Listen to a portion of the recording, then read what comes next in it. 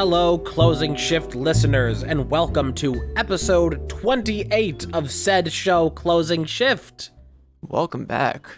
We are your hosts, the one who is named Mia, and the one who is named Emmy. And you are the one who is named audience, who is going to listen to this question. I am now going to ask the one named Emmy. And I guess I'm going to answer it. Let's say your house caught on fire right now. Panic, screaming, death, destruction, chaos. 3 items you would save from your house. 3 items I'd save from my house. House is on fire. Do they have to be items I can actually carry? Let's say that you at least have to be able to haul it out with 2 hands. If you can, like, drag it across through the doorway, then it counts. Okay. Across through the doorway, Choice number 1, house. Yeah, if we're imagining the hypothetical rules here, it's like, no, my 500-pound granite countertops that I had airlifted in. No, can I drag those out the door? Yeah. Because you have those. I bring 1, my helicopter, 2, my wrecking ball, 3, everything else. Yeah, people don't know this about your house actually has a detachable roof because of how often you have to airdrop in extremely heavy, extremely expensive art. I have to call in my cargo helicopter a lot. It is unfortunate. For the residents of this complex, nobody likes it, but it does help. If I had to bring anything, can I count my prescription drugs as like one thing? I suppose. I can carry them all in one trip, so I would say my prescription drugs that I use to survive, so that I could have them and also proof that I had them in case for some reason I needed that. Second thing would probably be my computer. I don't know. I gotta think, because not very materialistic, but there are some important things. I'm just thinking about what things are most important. Hey kid, stop all the downloading.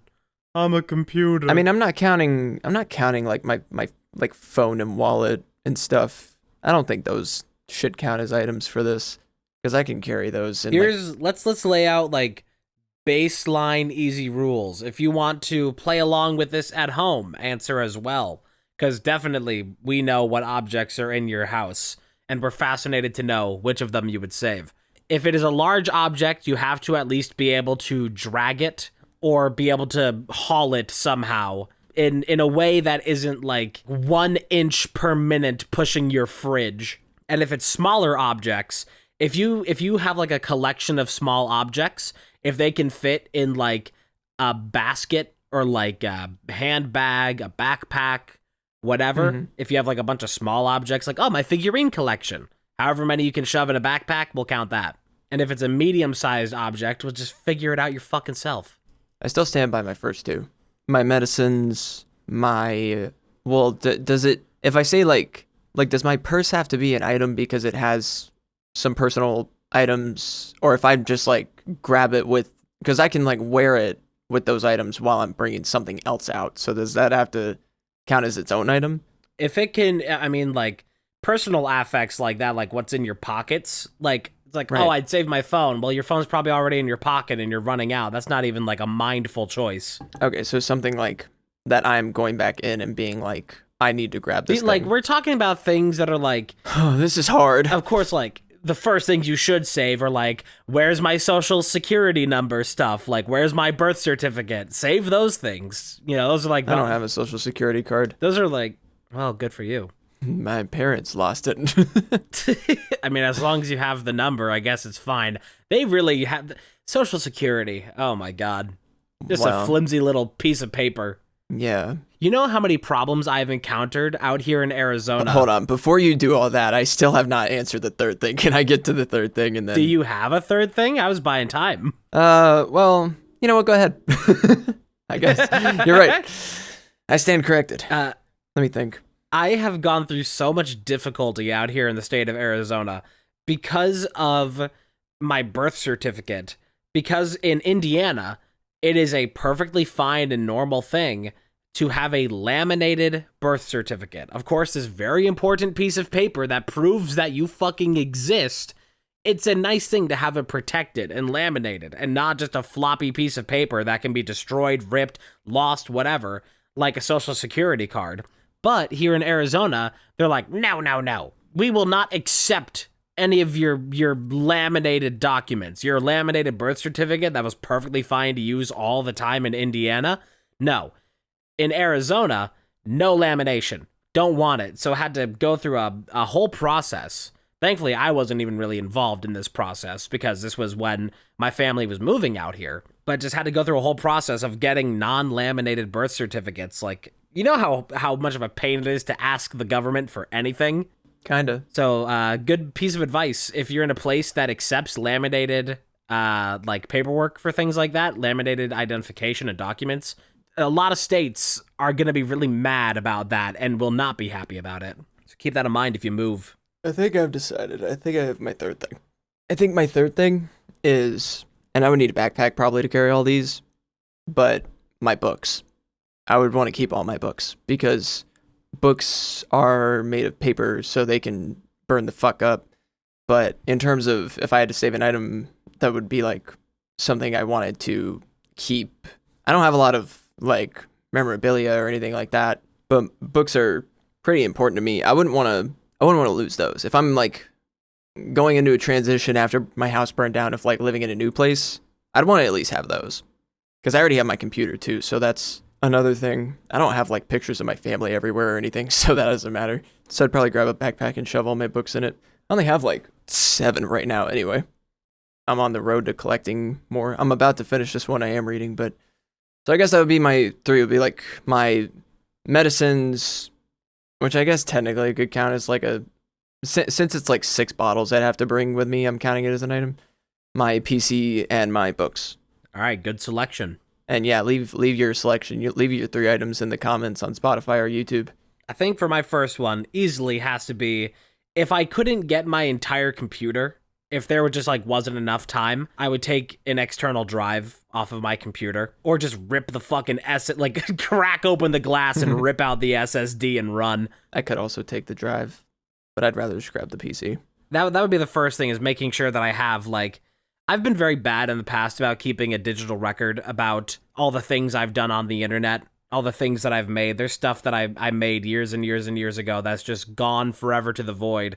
And I'm better about preserving those things now. And most of those things are on external drives. So those would be like, first thing to grab would be those drives. Mm-hmm. Second thing would be as many of my blankets as I can like carry in one fell thing, as many as I can just like scoop up and just run out with, because I have a bunch of blankets. I have one in front of me that I'm talking into right now for noise canceling, that is from my brother's university when I visited him there many years ago, like 6 years ago. I have like one of that, and it's like this nice, it's like a different sort of texture from all the other blankets that I have. It's not like a fleece thing, not like a comforter. It's like a stitched thing. It's not like knitted. It's not like crocheted. It's whatever it is. Like a quilt? I don't even know. It's not I don't even know what you would call it, but I just have like a whole bunch of different blankets from different times and different things. I have some from Disney. I have some that are like from gifts. So like I just have this little collection, and I'd like to just save some of those. Even though I can't even hardly use blankets for like 99% of the year because it's too fucking hot out here. So they just sort of sit there. So those are the first 2. Okay. The last thing I would save would be the world. The world, yeah. I'd say either some of my physical media collection, like I have in my room right now that I don't even know, like I guess I would count it now as like something that is in my possession, but it's my grandma's stuff that is a whole bunch of VHS tapes that are home movies, like family video stuff from a lot of the vacations my family took before my grandpa died, and he's the one recording a lot of the videos. So I have like these 12 tapes. That's all a whole bunch of like family memories from like the 80s onward, and they're just sat here on my shelf. And it's like, yeah, that might be like a pretty important thing to hold on to carry out of a fire. So I suppose I was thinking guitar, because like, oh, of course, I want to save this, but it's like honestly, I could replace this thing and not care about, like, I don't have any personal attachment to it. It sucked to replace, but I don't have like that level of attachment. So I'd say probably the VHS tapes. Real. Like I said, none of that family memorabilia is here. We have some things, but that's it. Not much. I'm just now remembering there's a whole story behind these family videos that I have in my possession here. Because currently in my possession, on this shelf next to me, are all of those tapes and also a VCR. That's what they're called. I have that also sitting here. And they're both my grandmother's that she lended to me for the purpose of being able to digitize these tapes. So that way then they don't degrade over time, because they were literally just sitting in her garage in like an open box. It's just like, oh God, that is not good for them. So the point of it was that I was going to digitize all of these and have them saved on a computer as opposed to these tapes that are going to fail. So my grandma had this decently big SD card that, you know, like it was on her counter, and I was like, oh, hey, if I'm going to be digitizing all these tapes, can I like use this SD card and I'll store all of them on here? This will just be like the place where they're all at. And so I got a couple of the videos onto that SD card. It was still like 99% empty, that SD card, but I got a couple of them on there. And my grandma was going to visit my cousins over the holidays. So I was like, oh, you know what? This would be a fun thing to send with you, that you can take this, because like a lot of my cousins, like, you know, there's a lot of them in these tapes. This would be a nice thing for them to like have over the holidays, so they can like watch and share this. And then my grandma comes back from that vacation, and I find out that she's just given them that SD card. Like they could have copied the files off of it onto their computer, whatever, but no, she gave them the whole SD card that's 99% empty that I was gonna use to store all of those, but now we don't have the card, so I don't have the storage space to save all of those tapes anymore, so they're just sitting here collecting dust again. Well, I don't know what I'm sorry. That is, I mean, I'm not that surprised, because I've heard more about your grandmother than a lot of people, probably. Yes. So I'm sorry that she gave away your SD card. No, it was her SD card. It was like it's her SD card, but now I just don't have a storage implement to do this thing that it was going to be done like over a year ago. So that's just the situation that we have. It's just like, Grandma, that just sounds like that was the plan. Saves you some trouble. No, it doesn't save me any trouble, because now I got these things sitting on my shelf, and I get worried every day that they're going to get damaged here somehow, melt in the sun or whatever. No, they won't melt in the sun. I'm gonna ruin these family memories of my dead grandpa. These tapes are gonna degrade from all the blunt smoking. I just think that would make them a little more awesome. Make the VHSs more dank. Make it a higher quality. I mean, that's just some like blind, in the moment, old person thing to do. I'm not surprised. I can see a lot of people's elders, family members doing that kind of thing. It gives a lot of the same energy as old people when they want to send a picture to somebody over their phone. They're like, oh, can you make like copies of that picture so I can send it to everybody? It's like, you just need the one, and then it just shares it. It doesn't send, the picture never leaves your phone. There were times where my family did stuff like that. I wasn't like majorly a part of it, but we pulled out pictures of my deceased grandfather and just pulled out like a ton of pictures of him and made digitized versions of them on our phones. We just like put them on a table and set it up just right so we could take pictures of them, and then they would look like they were just digital like that. And for my mom leading that project, it was actually pretty good. Nice. She did a good job with that. She's pretty crafty when she wants to be. That's one thing me and my mom have in common, is we are both incredibly arrogant and stubborn, and we will do what we need to do to get the thing we want to get done. It will be an all-out bloodbath when we make a scrapbook. Yeah, so if you hate me, just know you'll despise my mom. No, I'm kidding. None of you will ever meet my mom. If you hate this series, you'll hate the source material. But you'll probably meet my mom. Yeah. I actually don't know if I told you, but she and my father are now aware of our ongoings. They're on to us. If you didn't know already from listening before, which you should go back and listen to every episode if you haven't heard any of them except for this one. But after this, keep listening to this one. Mia and I will be at WWE Bad Blood on October 5th. We are going to that, and it's going to be very cool. And Mia is coming to stay with me in my hometown of Atlanta to do that. and it's going to be very cool. And we're going to have 5 whole days together to do a bunch of stuff, not just the event, but 5 whole days, 2 partial days. we set that up as, 2 adults who wanted to, and we did it. And we're very proud of that. But my parents didn't know, and I didn't know how I was going to tell them because we're all still, my parents have had trust issues with me and money before, but ever since I moved out of their house, I've been able to trust myself with money more, and they just haven't been keeping up. But they know now, and they were excited in the same way. So you might meet them. I don't know. We'll see. Might give them a big ol' kiss. They've been hearing about you for like 3 years, so I wouldn't be surprised. Yeah, my mom is now aware that Sundays are usually the day that we record these. And so every time that like I wake up in the morning, I go downstairs, there's always a few people lounging around the living room. And it's always the same question every morning of, it's just like, what are you up to? What are you doing today? And at this point, I break it down to the huge, because I can't answer every single morning like, I'm probably going to be streaming and editing and doing all this. Like I do the same fucking thing every day. This question, it's the same answer every day. But now on Sundays, she's like, it's an Emmy day. And I'm like, yeah. It's an Emmy day. But she knows also about that, I'm going to be visiting in October. And so trying to make conversation about this, she'll be like, it's only 2 months away. You're going to be going on your trip. And I'll be like, yep. And that's the end of the conversation because neither of us have anything more to say about it. It's just like, yep, that is a thing that is happening. It is. There's no more details I can give you. It's happening now.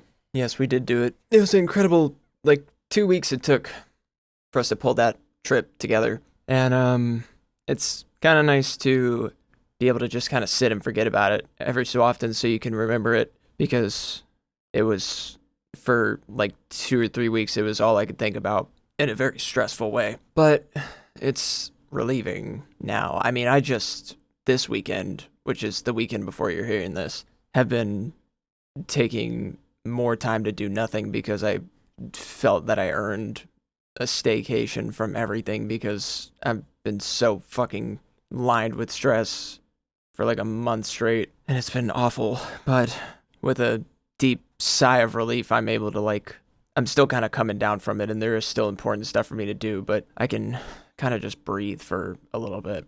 And I just want to enjoy my media I consume. I want to enjoy, because I haven't been able to in weeks. And now we just had SummerSlam, which we'll go over shortly, I'm sure. And I'm about to finish this book, and I've been trying to get back into casually enjoying life outside of all the work-related stuff I'm doing. So it's fun, but it's tough. There's a workaholic in me that doesn't feel that I'm done, even though I can be done and then start again. I don't have to go all the time. It's a nice day to start again. Sure. Anyway, I just need... I've fallen behind on my media consumption at this point. I was binging through The Boys for a while, but now it's in its current season, and I have just fallen off the moment it hit season 4, where I should probably go through and actually try to keep watching that, because I have a bad habit of not actually finishing TV shows. So somebody's got to remind me to do that.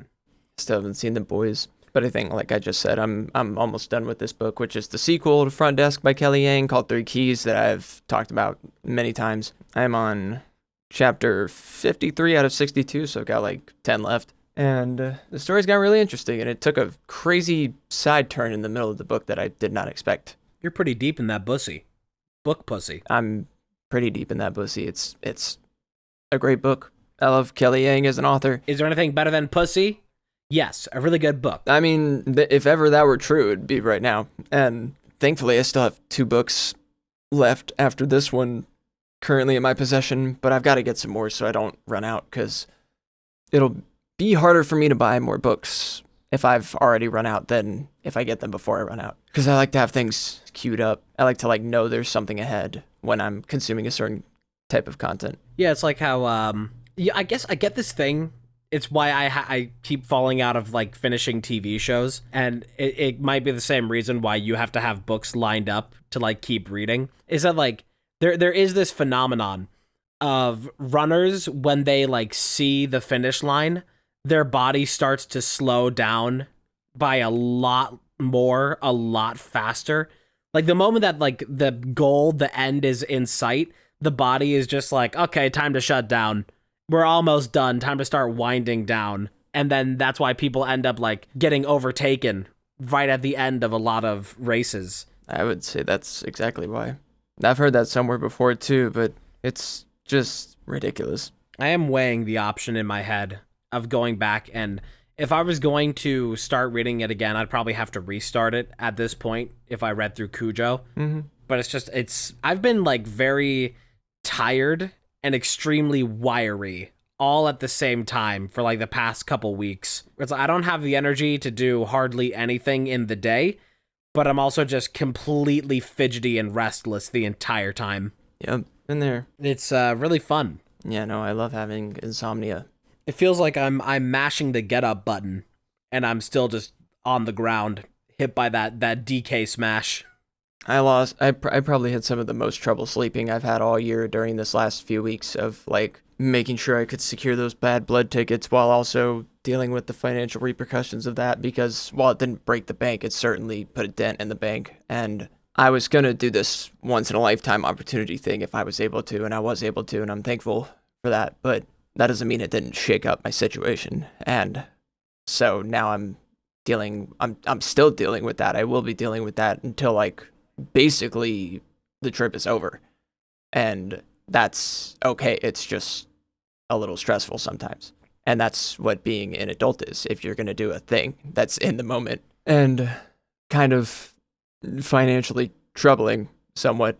It's like Celine Dion performing at the Olympics with her health issues that everybody's saying like, oh my God, she's so strong for this, for doing this performance when, you know, she has so many health problems.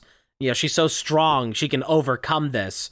But that's a very like optimistic way of looking at it, where the reality is that it's almost a self-sacrifice that she performed at the Olympics, because like every moment that she's up there singing might as well be like pulling out like nails and teeth and just like destroying her further just for the sake of a performance. It's just like this looks like it's like, oh yeah, you did it, amazing, you overcame this. It's like, no, that's gonna have like way more repercussions later. Yeah, gotta say, pretty messed up that Triple H didn't spot us those tickets. it's pretty uncool for how much we've given him. You think you know a guy.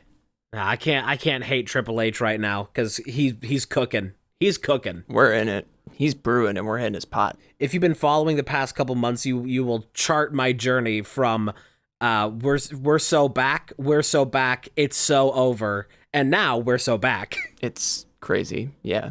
Times are nuts right now. I suppose it is times that we get our nuts into SummerSlam. Let's talk about it. Yeah, let me piss and then we'll talk about it real quick. This girl cannot stop fucking pissing today. I can, it's crazy. This bitch be pissing. I guess I'll give a little preamble to our talk of SummerSlam while Emmy is away and pissing. I think everybody did a really, really good job at SummerSlam. There weren't any botches. Everything was just smooth as silk, top to bottom. Every event went beautifully. Every fight had something going on in it. You know, there wasn't really a fight where, outside of just like wrestlers that I'm just not that interested in, even within that, like everybody was doing a great job. It was a good show through and through. I think my favorites from the night, just like my favorite wrestlers of SummerSlam, easily Drew McIntyre. I very much enjoyed him there at SummerSlam, and also Damian Priest. I think those are my two picks for like the two like primary people that had like a card slot that I was looking forward to it, and I was not disappointed. I agree. I've been pretty impressed in general with Damian Priest's push. Sad to see him lose to Gunther, but I'm not surprised by that. One majorly overarching curse of SummerSlam was titles changed left and right last night. How many titles total? It was like 4 or 5? I think it was 3 or 4. Let me look up the results. Yeah, if we're just going to give like the quick rundown of how all those went, of how many titles changed, we know that the titles changed hands from Damian Priest Nia Jax, was that another title change? That was another title change, yep. Try to think of all the matches where they did that fucking shot where they show the belt and then move into the arena. Yep. I got so mad at that shot, finally pointing it out. It's like, oh, they do this every single fucking time that they're like doing any kind of belt. They always do this shot. Watch for it. Every time you watch any of those matches, they always do a shot where the camera is focused like with the belt off to the side and the ring off to one side. And they're just like, the belt is in focus, and then it pulls out of focus and they walk towards the ring, and it's like shaky handheld cam. They do it every single fucking title match. Yeah, they do. There were 7 matches at SummerSlam. Only one of them was not for a title. And 4 of the 6 titles changed hands. And they were giving a statistic of like, there was how many, like 17 total title changes that had happened at SummerSlam before. It wasn't even that many. I think it was vaguely that much. I think maybe there was like 12 or 13 of them that had happened before all of these matches. And then in total, now like a quarter of the title changes have happened at like SummerSlam. Or a quarter of the title changes that have happened at SummerSlam happened at this SummerSlam. So it was a very eventful event. I'm trying to look at how many times everyone's just talking about yesterday, or it's like some top 10 list or whatever. But anyway, get into the stacked roster. I'm just trying not to talk while everything squeaks. Squeaky. My chair and my mic arm are squeaking, and it's the worst. Is it really the worst?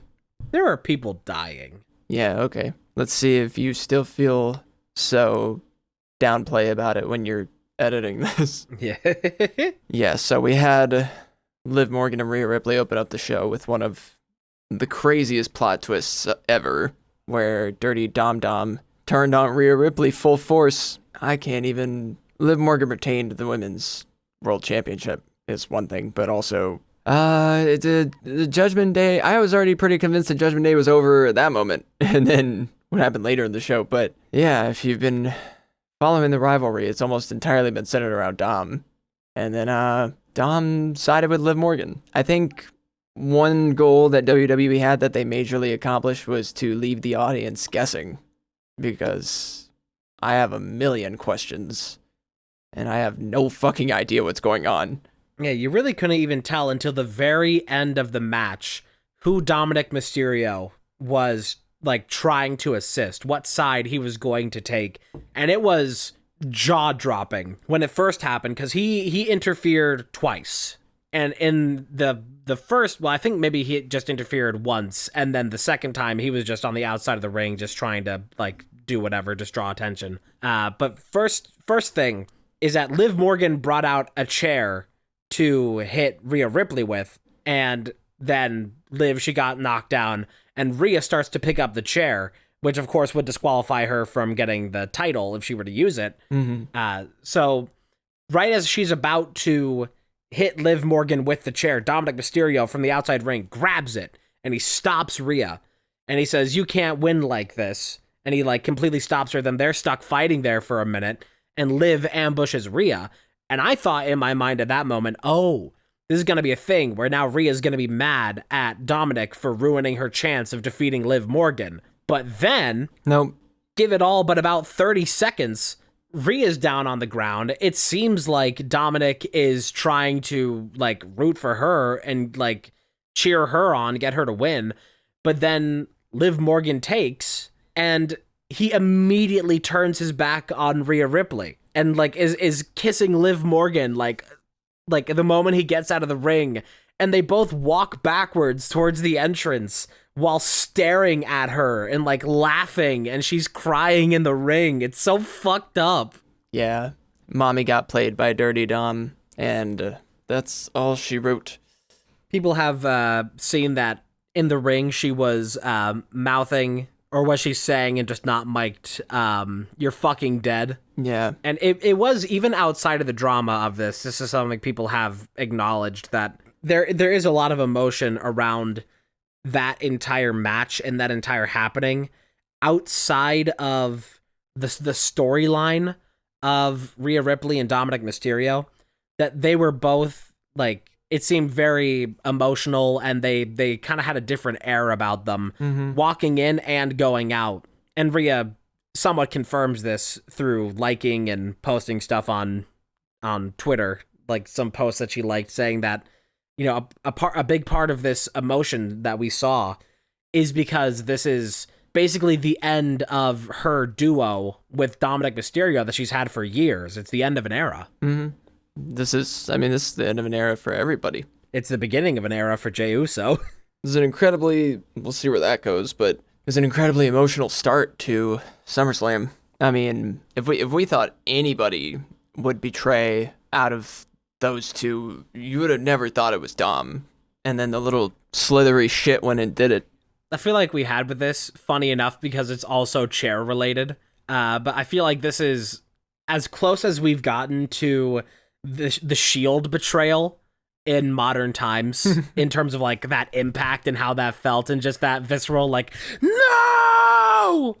It's been a while since a betrayal has felt so dirty, because there have been babyface turns that were betrayals on a heel, but it's been a while since one felt so like disgusting and close to heart. It's crazy putting it in retrospect, but like it's almost biblical, the amount of betrayals that happened at SummerSlam. Like, it doesn't end with Rhea and Dominic. The betrayals just kept rolling the whole night. It was wonderful.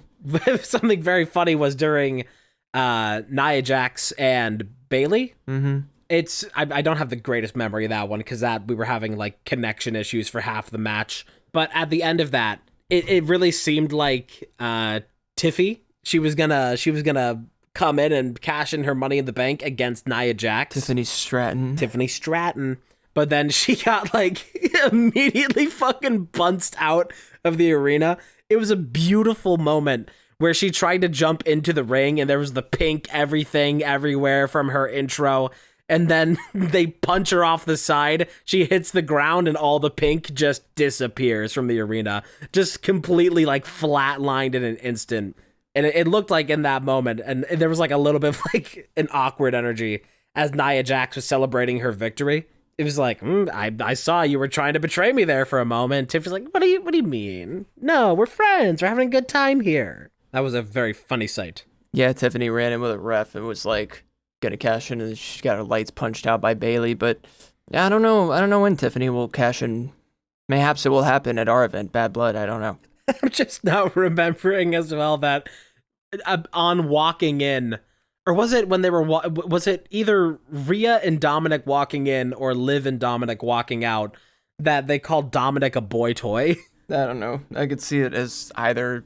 There was at one point where Pat McAfee screamed, "He's a piece of shit," and that was pretty great. It was great if you like pay really close attention to what they were saying there, because it was like a lot of chaos. It was hard to hear, but he was like, "This piece of," and it like really didn't want to say it, trying to censor himself. But then you hear somebody else go, "Say it, this piece of shit."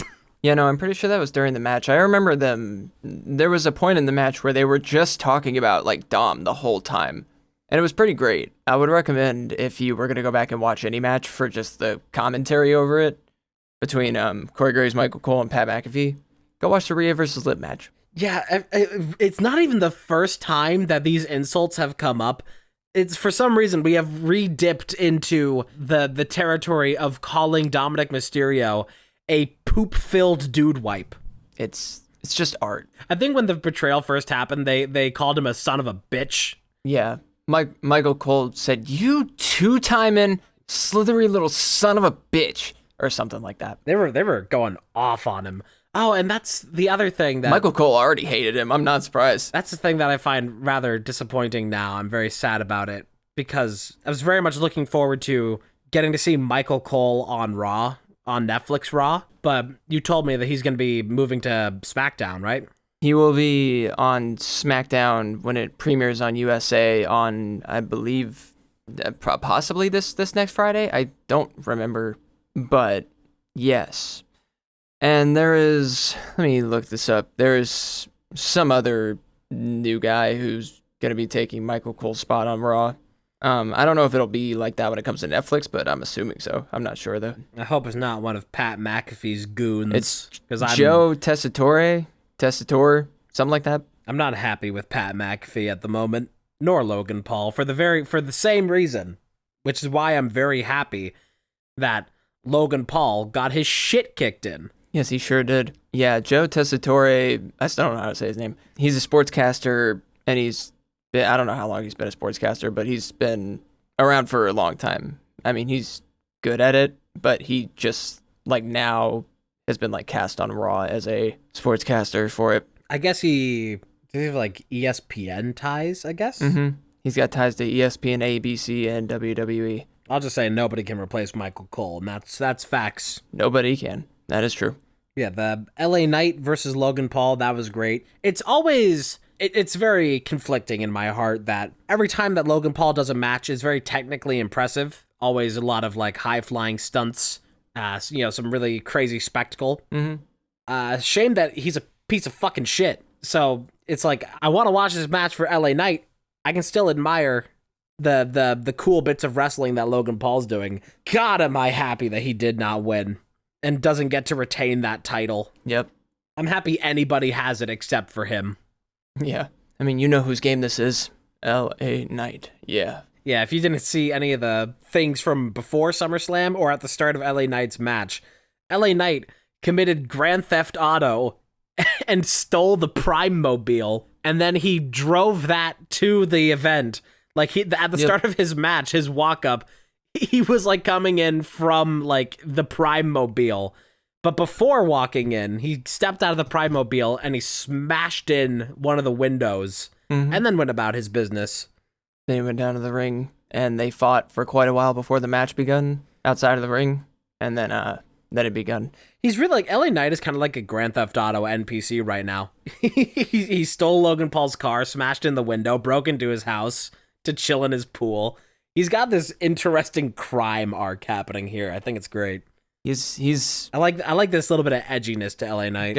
He's got that energy. He's got that Attitude Era energy. They were doing a lot of shit like that back then. Yeah. And then we have Sami Zayn and Braun Breaker as well. Another solid match. Which was like the shortest match of the night, probably. Yes. I think it's good that it was short because the last match that was Sami Zayn, Braun Breaker was saying, like, oh, the only reason why he beat me is because I wasn't taking it seriously. I thought this was just going to be a joke. And then he actually, like, stood up to that and, like, proved that in this match, how quickly he put down Sami Zayn. It's like, oh, yeah, he's not to be fucked with. He took it seriously, and he swept pretty quickly. He did. And I need to start keeping an eye on Braun Breaker. Mr. Breaker. Like, he is genuinely a very impressive wrestler. I didn't really know about him before Money in the Bank. He never crossed my sights. But at Money in the Bank and now at SummerSlam, he's always doing, like, the most perfect execution of these, like, jumps and these grapples. And it like, he is the blueprint of, like, you could, like, mocap him for, like, capturing wrestling moves and it would be, like, frame perfect. So I have some intrigue in him now. He is a talented specimen, not to be fucked with. And the new Intercontinental Champion. Just to be, I don't know what the move itself is called, because I'm not up on, like, that much of wrestling. But it's one of the most impressive things that I've seen in the ring, that he was up on, either the top rope or second from the top, and he did, like, a backflip leg grab of Sami Zayn, like, grabbing him with his legs and, like, throwing him while doing a backflip, which is a crazy move. It looks awesome. But he did all of that with his hands behind his back. It's just like he just jumps up, wraps his legs around, flips around, and it's like, how do you do that? It's like, he looks effortless. True. But yeah, I think it was good for Sami Zayn to lose there. Because as fun as it was for Sami Zayn to win against him at Money in the Bank, it's like, that is not... It's something Chandler was saying. It's like, you get kind of scared when Braun Breaker starts winning because there's not really a lot of people that you can directly face him up against. There's not a lot of accurate matches for him. Yeah, when you have to be able to build up a talent to give them credibility, or you can't use them in the future. And that was what this was for Braun Breaker. There's a weird thing where it's all the people that are currently at the top, like the main title card people, are like, Braun Breaker isn't in the league of like Cody Rhodes and like that title card. It's like he's still working his way up a bit. It would be weird if he just like immediately popped into that circuit. But at the same time, in the circuit he's in and the circuit below, there's just not really people who hold a candle to him physically. So there's not really like a clean matchup that in either direction, in either story or physicality. Mm-hmm. I hope that something gets remedied with that, because I do want to see more of him. And I believe after that was Bayley versus Nia Jax, which we've talked about quite a bit already for the WWE Women's Championship. With how much we've talked about that, we know obviously that Nia was the winner and the new women's champ. She used just about every move in her basic arsenal to win that match. And the distraction by Tiffany Stratton helped. So besides that, pretty cut and dry match, formulaically predictable. Yeah, it's one of those matches where like nothing really happens. It was a pretty filler match compared to we had a lot happen in the other matches. I feel like there is an issue of that where Nia Jax just doesn't have enough moves in her arsenal to fill out like a full match without things getting a little repetitive. Uh-huh. There needs to be like a little bit more added to like whatever Nia Jax is doing to like keep up the pace. Right. I think the optimal match length, if Nia Jax did all of her specialties back to back to back, it could fill about a minute. So they end up kind of spending a lot of time not wrestling during her matches. Right. Speaking of also taking a lot of time not wrestling during the match, the biggest thing that we were looking for, CM Punk versus Drew McIntyre, guest referee Seth Rollins. Yep, that happened. We finally got the match. God, what a beautiful assortment. It saw a lot more drama than wrestling, but it had some good moments. Finally got to see CM Punk at his first televised singles match since his return. We got to see CM Punk eat shit on TV. Yes, the victor of He got fucking bullied by Drew McIntyre for most of that. Yeah, there were a couple of clean claymores there. And I don't know where the story will go from here. It's probably going to be a lot of involvement from Seth Rollins, but we just have to see. I mean, that's kind of where we're at with all of the things, but Drew McIntyre and CM Punk was like one of the most anticipated matches on the card.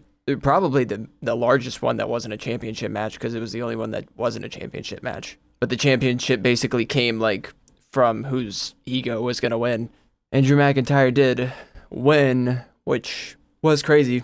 And I don't know if they're going to focus on, in the future, CM Punk taking his eye off the ball because of his family bracelet or wristband or whatever. But there's a lot of drama there. I'm not even sure. Well, I guess Drew McIntyre walked out with the bracelet because he put it on after the match. Yeah. But yeah, CM Punk just couldn't keep his eye on the ball. It's weird that he pulled that bracelet out from his junk in the middle of the match, like he had it tucked away. He did do that. And that caused like a big stir that, he put on that bracelet and then that was like some big drama. But then Drew McIntyre gets knocked out for a moment. CM Punk rips the bracelet off of his wrist, and then the bracelet ends up elsewhere in the ring, where Seth Rollins goes and puts it on just to be a fashionista. And then CM Punk notices that later. It's like, what the fuck? Why are you wearing it now? And he's like, hey, don't look at me. And then by the end of it, Drew McIntyre reclaiming the bracelet and kissing the bracelet, which is kind of weird because earlier that was tucked neatly within his junk. I think Seth Rollins, if this was a match going the way that it did without a guest referee, it probably would have been a bit stale of just such like a bloodbath of Drew McIntyre. Like mostly like 90% of the match was Drew McIntyre beating on CM Punk. Mm-hmm. So there being the third aspect of Seth Rollins not giving two shits about what either of them do in the match was hilarious. There was a point where they were both outside of the ring.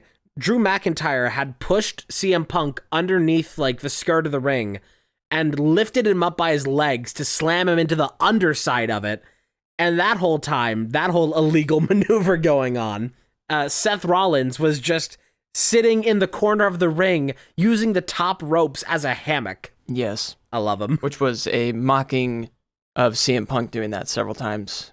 Yeah, it was a brutal fucking match. I think the sun actually went down a lot during that match. I think it was a lot darker outside in Cleveland after that match ended than when it started, but Yeah, it's like when it's like in the Bible when Jesus was being crucified and then the sun went dark. It was like that. yeah, It happened again, but with CM Punk. I hope to see CM Punk in more one-on-one action soon, but I don't know what direction they're going to take all that more in the Rollins way or the McIntyre way, but McIntyre is obviously still in it. I do hope that we get more of Punk, McIntyre, and Rollins each doing their own things that aren't completely tied into the other two. I don't want to just see for the next year these three going around in a cyclone. I'd like to see, now that CM Punk is back and he's cleared, him having a more proper integration that isn't so directly tied to Drew McIntyre. Yeah. Like some way of inserting himself into this more overarching story. I'm sure it'll be better than they could have ever done before because they have CM Punk's creativity to work with. We just have to see where it goes and hope, I guess. We definitely are in good times for them to be doing crazy big storylines that actually hit and work, because this is something that we've been calling for months upon months.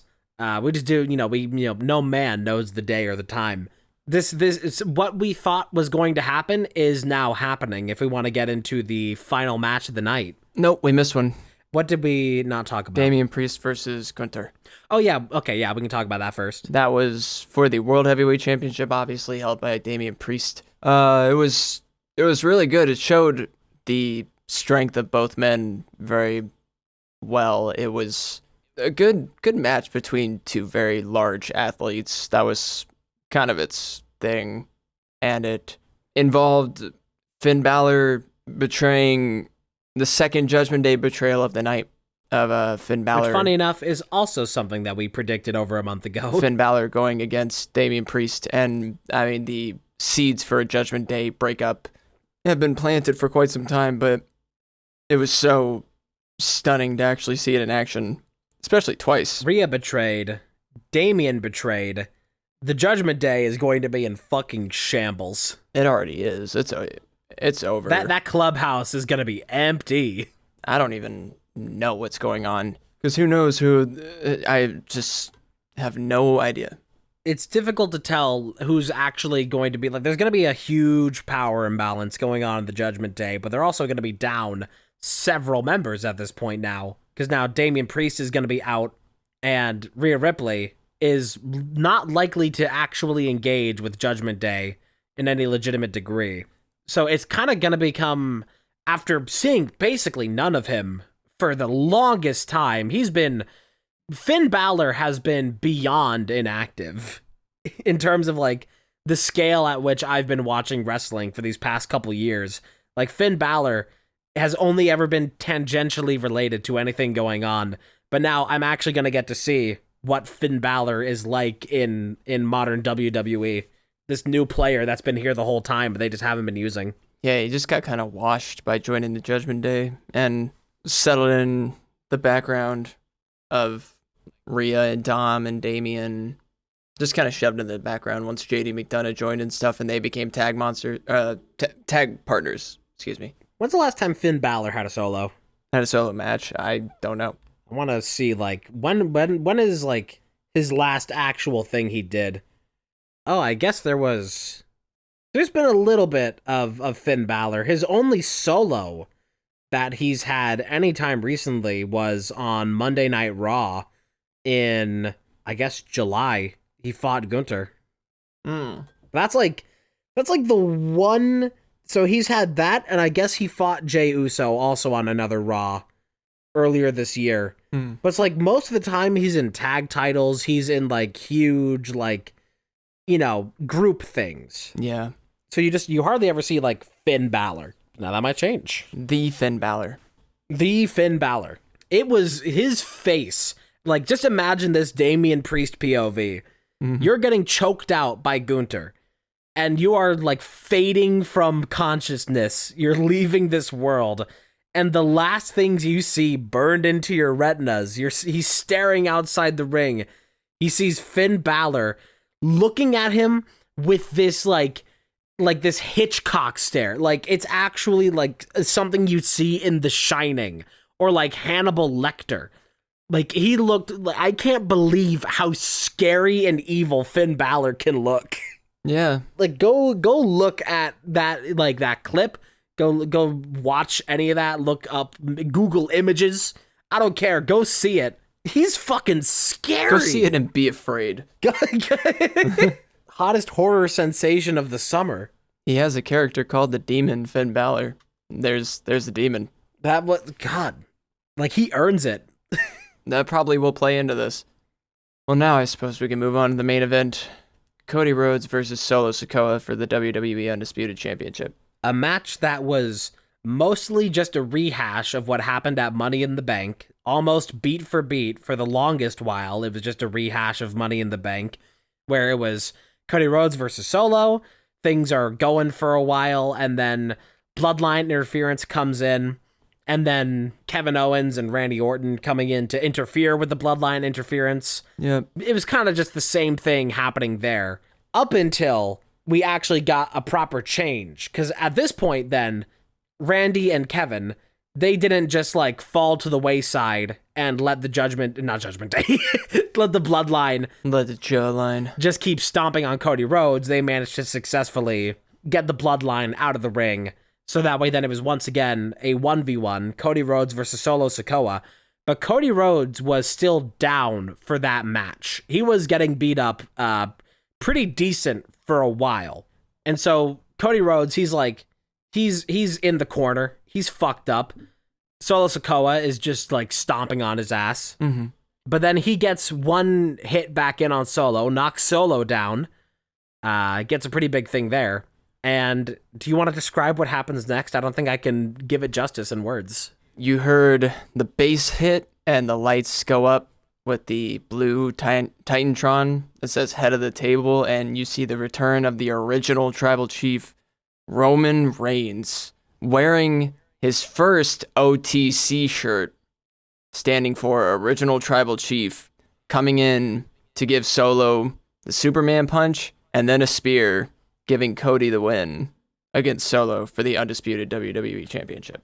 Roman coming back in, like the like when all those bass hits happened, like they're both on the ground and it's just crowd is electric, like massive. Like I think that's a bigger pop for his return than he ever got as champion. Possibly. Like everybody in the arena was just like, I'm so fucking happy that he's back. There were signs all throughout the arena that were like, Roman Reigns missing. Have you seen this person? And he actually came back. And there was a beautiful shot of Solo Sikoa, as the music hit, like right after the music hit, and he's realizing what happened.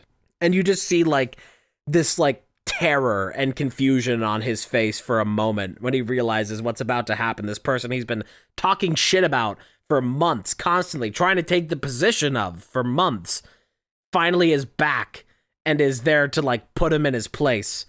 Oh yeah. It was like seeing him go into the ring and immediately go for Solo told us everything we needed to know, everything that we've been predicting for months, that, you know, he wants Solo Sikoa to not be the head of the table. He doesn't want him to be the chief, the bloodline. So he sabotages Solo so Cody can win, because I think he wants to be able to have a rematch with Cody for the title. If Solo ends up winning that title, he's never going to be able to get it away from him without causing a massive bloodline beef. So he has to take this moment here now and try to take out Solo before he's on top, so that way he can regain his opportunity. And you can see that acknowledgement. Acknowledge me! You see that acknowledgement happening as he leaves the ring. Solo Sikoa is he's crying and shitting and farting. And Roman Reigns, as he's walking away, he stops in the aisle, and him and Cody just kind of look at each other for a while. There's this acknowledgement that happens. It's like, I helped you here this time in this moment. This is not a favor that can ever be repaid. I just need you to stay champion long enough to take it off of you and not this fucking guy. Yep. Like, don't fuck up before I come back is crazy. Roman needs revenge properly. Legend to legend communication. Yeah, just because one action can speak a million words, and that is everything you just said. And so now we are at a point of which WWE wants us to be at, which is we just have nothing but questions. We have some answers, but I mean, holy shit. I don't think any single storyline continuation last night of a major storyline came out with anybody feeling 100% content with what happened. I think everyone needs answers right now, and we just have to wait until Raw, which will have happened for you guys, and you guys also can watch SmackDown later today, but we have to wait. I think there is going to be this fascinating storyline happening where we are going to see Solo Sikoa trying desperately to maintain power and trying to put down Roman Reigns. Mm-hmm. Roman Reigns trying to get back into a top position so he can face Cody Rhodes. So I think we're going to see Solo scramble to get that title off of Cody as quickly as he can, while Roman is like slowly encroaching on his territory, taking out more of the bloodline that's turned on him. And I think we might, this is my like call right now, complete like shot in the dark prediction of what we're going to see. I think we're going to have a moment where somebody that Cody is allied with is going to try and like take out Roman Reigns, and Cody is going to stop them so that way he can have his match with Roman again. Like going against his own interest a little bit to try and give Roman a bump because Cody also wants to get rid of Solo. So I think that will be like, I'm just going to throw that prediction into the wind right now. If that ever happens, call me. I just think that's something I'd like to see. I think that's a good prediction. It's just so up in the air. It's once again, it's the same kind of deal that we had after WrestleMania where there's a million questions. Things changed so much last night, and it's really exciting to see where we're going to go from here. There's a million new possibilities, and a lot of them are looking really good. Yeah, certainly good. And I mean, for the love of God, we just have nothing. We don't know what's going to happen with CM Punk, Drew McIntyre, and Rollins. Anything could happen. We don't know what's going to happen with Solo. It feels like we're, again, after what happened at Money in the Bank, but this time we have, like, it's like the same question is there, but now it's somehow even more, like, mangled. I feel like I need to, like, watch it again. Some things I remember don't feel, like, real, but they were, and I just don't, I'm at a loss for words for the whole event. It was crazy, but certainly deserving of the biggest party of the summer, which is what they call it.